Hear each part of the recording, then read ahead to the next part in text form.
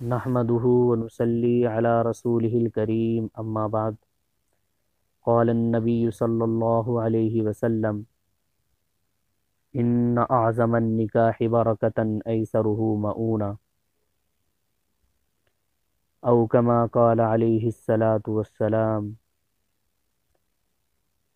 گھر بیچ کر غریب کب تک بیاہے گا بیٹیاں، گھر بیچ کر غریب کب تک بیاہے گا بیٹیاں، کب تک یہ جہیز یوں ہی کھائے گا بیٹیاں، ایسا ہی چلن سماج میں رہا تو ایک دن پھر سے باپ زندہ دفنائے گا بیٹیاں۔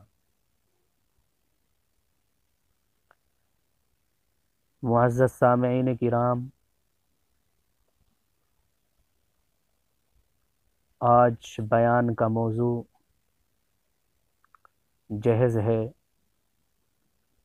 اور یہ عنوان اور ٹاپک اس لیے منتخب کیا گیا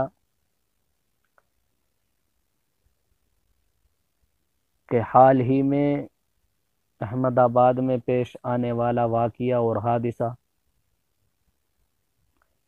جہیز سے ہی منسلک اور جڑا ہوا ہے۔ معزز سامعین، جہیز ایک ناسور ہے جو ہمارے معاشرے میں کینسر کی طرح پھیل چکا ہے۔ اس لعنت نے لاکھوں بہنوں اور بیٹیوں کی زندگی کو جہنم بنا رکھا ہے، ان کی معصوم آنکھوں میں بسنے والے رنگین خواب چھین لیے ہیں، ان کی آرزو و تمناؤں اور حسین زندگی کے سپنوں کا گلا گھونٹ دیا ہے، انہیں نا امیدی، مایوسی اور اندھیروں کی ان گہری وادیوں میں دھکیل دیا گیا ہے جہاں سے اجالے کا سفر ناممکن ہو چکا ہے۔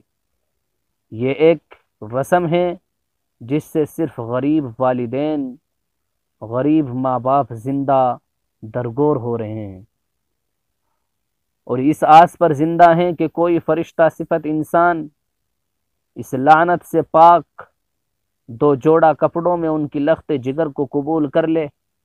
لیکن ہمارے معاشرے میں جو رسمیں رواج پا چکی ہیں اور وہ وقت کے گزرنے کے ساتھ اپنے قدم مضبوطی سے جما لیتی ہیں، ان سے چھٹکارا پانا ناممکن ہے۔ در حقیقت جہیز خالص ہندوستانی رسم ہے اور ہندو معاشرے میں تلک کے نام سے مشہور ہے، جسے آج ہمارے مسلم معاشرے نے اپنا لیا ہے۔ اس لعنت نے موجودہ دور میں ایسے پھن پھیلا لیے ہیں کہ غریب گھروں میں پیدا ہونے والی لڑکیاں شادی سے محروم اپنی چار دیواری میں بیٹھی رہنے پر مجبور ہیں۔ جہیز ایک غلط اور فطرت کے خلاف رسم ہے۔ آج اس رسم نے جو بری صورت اختیار کر لی ہے اس کی مثال نہیں ملتی۔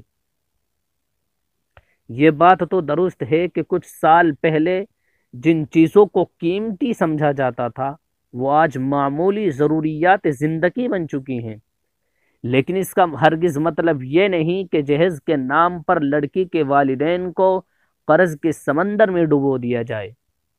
اگر غور سے مطالعہ کیا جائے تو آج کل انسان ایک سائنسی دور سے گزر رہا ہے۔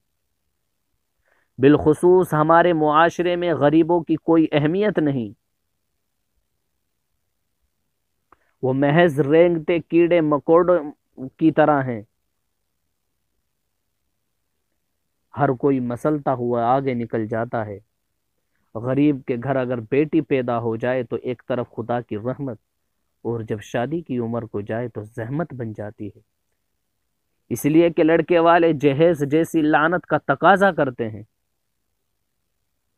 جہیز کی اصل حقیقت اس کے سوا کچھ اور نہیں کہ لڑکی کے والدین جنہوں نے اسے پال پوس کر بڑا کیا اور گھر کی دہلیز سے رخصت ہوتے وقت اگر کچھ تحفے دیتے ہیں تو اسے جہیز نہیں بلکہ اپنی اولاد سے محبت و تعلق کی بنا پر فطری عمل ہے۔ لیکن موجودہ دور میں ان تحائف کی جو حالت بنا دی گئی ہے وہ پہلے کبھی نہ تھی۔ ماں باپ کے ان تحفوں کو لڑکے والوں نے فرمائشی پروگرام بنا دیا ہے اور پورا نہ ہونے پر ظلم و زیادتی کی جاتی ہے، جو کہ سراسر ناانصافی ہے۔ یہی وجہ ہے کہ پہلے یہ سماجی رسم ہوا کرتی تھی، آج جہیز بن گیا ہے۔ اس لعنت کی وجہ سے جو ظلم و ستم بہو بیٹیوں پر کیے جاتے ہیں وہ بیان نہیں کیے جا سکتے۔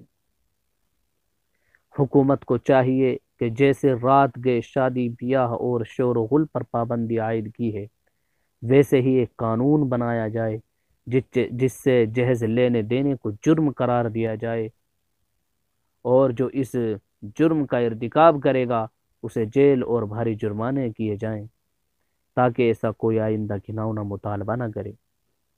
اس کو ختم کرنے کے لیے سخت کارروائی کی ضرورت ہے۔ معاشرے میں جہیز جیسی لعنت کو ختم کرنے کے لیے والدین کو بھی سختی سے عمل کرنا ہوگا۔ وہ عہد کریں کہ نہ جہیز دیں گے اور نہ لیں گے۔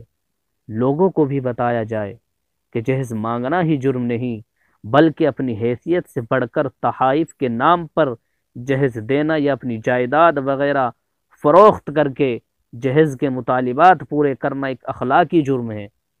ہمارے معاشرے میں جہیز کے علاوہ بہت سی غیر اسلامی رسمیں پائی جاتی ہیں، جن کی وجہ سے سماج میں زبردست بے چینی بڑھ رہی ہے۔